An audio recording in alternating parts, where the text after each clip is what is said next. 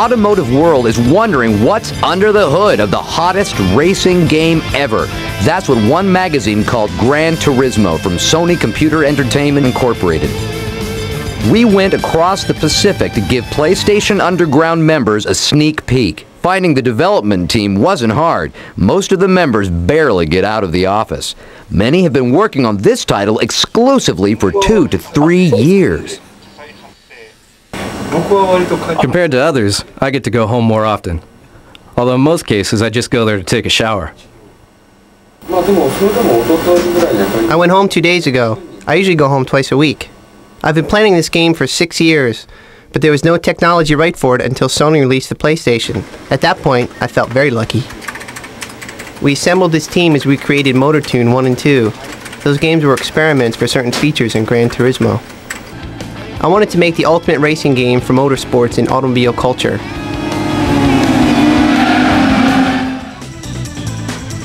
It has over 120 real cars with dozens of customization options in 8 different categories.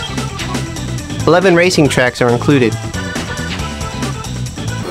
I did the main programming. We take car physics to a new level. For example, if you make a minor adjustment in suspension, a car tilts differently in the corners. Each car is modeled to handle just like its real-life counterpart. We measured and simulated to the degree of millimeters. I know of no other racing game that has gone this far. My job was adding reflections to the cars that appear to occur in real time, using environmental mapping technology. There are tons of racing games out there, but they have just pictures of cars. I think ours is the first one where you get the feeling that the actual car is there in the game. My partner and I are responsible for capturing the car sounds. We needed the real sound of different cars and recorded over 40. I was the one who got into the passenger seat with the DAT recorder and the microphones. I've probably done close to 200 laps on the speedway.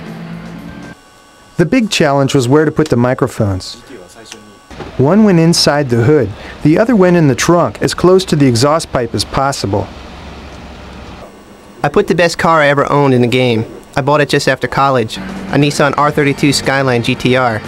Unfortunately, in real life my car passed away after a huge crash. I feel like crying when I see it in the game. I was taking a turn at 130 miles per hour and tail slid 300 to 400 yards, bouncing rail to rail.